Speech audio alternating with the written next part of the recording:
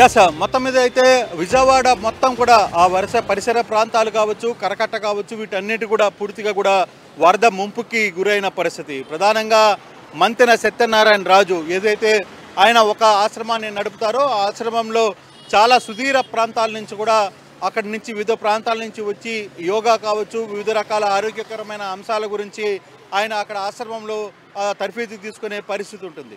మనం ఎక్స్క్లూజివ్గా ఆర్టీవీ ఎక్స్క్లూజివ్గా అందిస్తుంది. దాదాపుగా అక్కడ 500 నుంచి 600 మంది పబ్లిక్ ఇతర ప్రాంతాల నుంచి వచ్చిన వాళ్ళందరూ ఉన్నారు. వాళ్ళందరూ కూడా పీకల లోతు నీళ్ళల్లో మునిగిపోయిన పరిస్థితి మనం చూస్తున్నాం. మంతెన సత్యనారాయణ రాజు ఆశ్రమం పూర్తిగా కూడా కరకట్టకు సంబంధించిన వ్యవహారాలన్నీ కూడా పూర్తిగా కూడా మునిగిపోయిన పరిస్థితి. అదే కరకట్ట ప్లేస్లో పూర్తిగా కూడా చంద్రబాబు నివాసం కూడా ఉంది. అక్కడ కొంత వాటర్ వచ్చిందనేది సమాచారం అయితే అందుతుంది. ఇప్పుడు కరకట్ట మీదకు ఎవరిని పంపట్లేదు. మరోవైపు కరకట్ట మంతెన సత్యనారాయణ రాజుకు సంబంధించిన అక్కడ ఎవరైతే ఆశ్రమంకి వచ్చి ట్రైనింగ్ తీసుకోవడానికి వచ్చారో వాళ్ళందరినీ సురక్షితంగా తిరిగి తమ తమ ప్రాంతాలకు పంపించేందుకు నిర్వాసితులు అయితే ప్రయత్నాలు చేస్తున్నారు. నిన్నటి నుంచి కూడా వాళ్ళందరూ కూడా నీళ్ళల్లో ఉండడంతో ఉదయాన్నే ప్రత్యేకమైన ఏర్పాట్లు చేస్తున్నారు. ఈ మధ్యాహ్నానికల్లా ఆల్మోస్ట్ వాళ్ళందరినీ కూడా సురక్షిత ప్రాంతాలకి తరలిస్తామని మంతెన సత్యనారాయణ రాజు చెప్తున్న పరిస్థితి. మరోవైపు ముఖ్యమంత్రి చంద్రబాబు నాయుడు నిన్న ఢిల్లీలో మాట్లాడిన తర్వాత ఇప్పటికే ఇక్కడి నుంచి ఢిల్లీ నుంచి కొన్ని మరబోట్లు కూడా ఇప్పుడే చేరుకున్న పరిస్థితి అయితే ఉన్నాయి. ఈ లారీలో ఒకసారి ఆ లారీ చూస్తే లారీ నుంచి పూర్తి కూడా మరబోట్లకు సంబంధించిన మరబోట్లు మొత్తం కూడా ఎన్డీఆర్ఎఫ్ బృందాలు మొత్తం కూడా ఇక్కడికి చేరుకున్న పరిస్థితి అయితే ఉంది. చాలా ప్రాంతాల్లో ఇక్కడ ఇప్పటికే ముఖ్యమంత్రి ఇక్కడ విజయవాడ ఆసుపత్రుల్లో కంప్లీట్గా కూడా ఇక్కడే ఉంటున్నారు. విజయవాడ కలెక్టర్ కార్యాలయంలో ఇక్కడి నుంచి పూర్తిగా కూడా ఆయన పర్యవేక్షిస్తున్న పరిస్థితి అయితే ఉంది.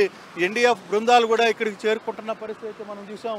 వివిధ రకాలుగా బోట్లు మరబోట్లు ఇవన్నీ కూడా ఇక్కడికి వచ్చిన పరిస్థితి అయితే మనకి చాలామంది చూడొచ్చు. ఎన్డీఆర్ఎఫ్ బృందాలు చాలా వరకు కూడా ఇక్కడ చూసుకుంటే వీటిలో కూడా మరబోట్లు ఉన్న పరిస్థితి మనం చూస్తున్నాం.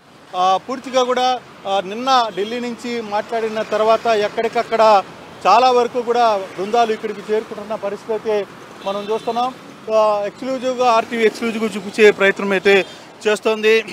ఇప్పటికీ సింగనగర్ కావచ్చు, లేకపోతే ఇతర వరద ప్రాంతాలు లంకగ్రీవులు తర్వాత ఇతర ప్రాంతాలన్నీ కూడా కంప్లీట్గా మునిగిపోతున్న పరిస్థితుల్లో వాటిని తేరుకునేందుకు చాలా ప్రాంతాల నుంచి కూడా ఇక్కడికి సుదీర ప్రాంతాల నుంచి గన్నవరం ఎయిర్పోర్ట్కి చాలామంది చేరుకుంటున్న పరిస్థితి అయితే ఉంది.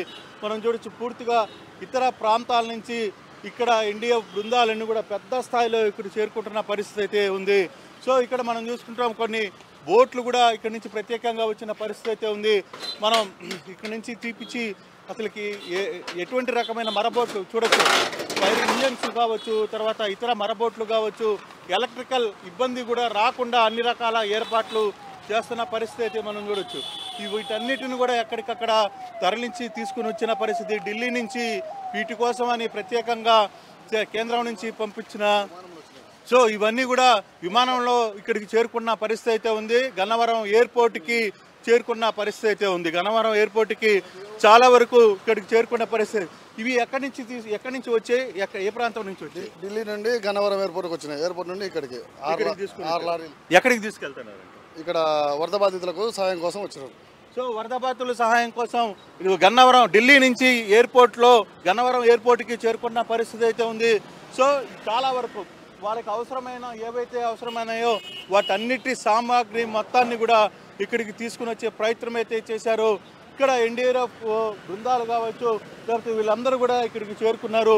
వీళ్ళందరికీ ఇప్పుడు ముఖ్యమంత్రి మరి కాసేపట్లో వరద ప్రాంతాల నుంచి ఇక్కడికి చేరుకొని ఇక్కడ వాళ్ళందరితో ఎక్కడ ఏ ప్రాంతాలకి ఎక్కడిని అలాట్ చేయాలి అనే అంశాలను కూడా వీళ్ళకి ఇక్కడి నుంచి ఏర్పాటు చేసే పరిస్థితి అయితే మనకి ఇక్కడ కనబడుతుంది. మనం వీళ్ళతో మాట్లాడే ప్రయత్నం చేస్తాం. భయ్యా कहाँ से आए आप लोग? सर बोले क्या बोलूँ, हमारे कमांडर आए कहाँ है ये कमांडर. ओके भैया एक मिनट, कहाँ से आया आप लोग? क्या हाल है इधर? सब ठीक है सर. आप कहाँ से आए? पंजाब से आए हैं. पंजाब से आए. सो अभी आपको कहाँ जाना है बोला है कि अभी कुछ मालूम नहीं हमारे को. हमारे साहब बात करने गए हैं उधर ना. आप डिप्लाई करते हैं कहाँ जाना है कहाँ है? अभी कुछ पता नहीं, हमारे साहब गए हैं बात करने ना। अब दिल्ली से क्या क्या आला है? पंजाब से आया और एयरपोर्ट में सुबह आए, बोर्ड्स आया, पूरा टेक्निकल इक्विपमेंट पूरा लाके आया ना। अभी कुछ नहीं बोल सकते हम, हमारे साहब गए हैं, वो बताएंगे। రైట్. సో వాళ్ళు ఒకటే చెప్తున్నారు, ఇప్పుడు మా పెద్దవాళ్ళు కమాండర్స్ అందరూ కూడా లోపలికి వెళ్ళి మాట్లాడే ప్రయత్నం అయితే చేస్తున్నారు. మేము ఎక్కడికి వెళ్ళాలి, ఏ వర్క్లో ఏ వర్క్ జోలికి మేము చేయాలి, ఎటువంటి యాక్షన్స్ ఉంటుందో ఇప్పటికిప్పుడు చెప్పలేం. కాకపోతే మరికొన్ని ప్రయత్నాలు అయితే లోపల అధికారులు అయితే చేస్తున్నారని చెప్తున్నారు. పెద్ద ఎత్తున ఎన్డీఆర్ఎఫ్ బృందాలు ఇక్కడికి చేరుకున్న పరిస్థితి అయితే ఉన్నాయి. మరి కాసేపట్లో ముఖ్యమంత్రి ఇక్కడ కలెక్టర్ ఆఫీస్కి వస్తున్నారు.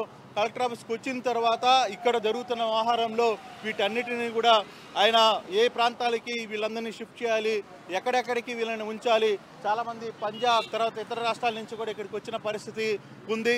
చూడాలి, ఓవరాల్గా సిచ్యువేషన్ అయితే అండర్ కంట్రోల్లో ఉందని చెప్తున్నప్పటికీ కూడా కొంత ఆందోళనకరమైన అంశం అయితే ఉంది. అంటే వర్షం కొద్దిగా ఉదయం నుంచి తగ్గినప్పటికీ కూడా కానీ వరద ఉధృతి మాత్రం పెద్ద ఎత్తున వస్తున్న పరిస్థితుల్లో ఏ సమయంలో ఏమి జరగబోతుందనే అంశం కొంత ఆందోళనకరంగా ఉంది. రాత్రి నుంచి కూడా ముఖ్యమంత్రి 24 గంటల పాటు ఇదే కలెక్టర్ కార్యాలయంలో ఉన్న పరిస్థితి అయితే ఉంది.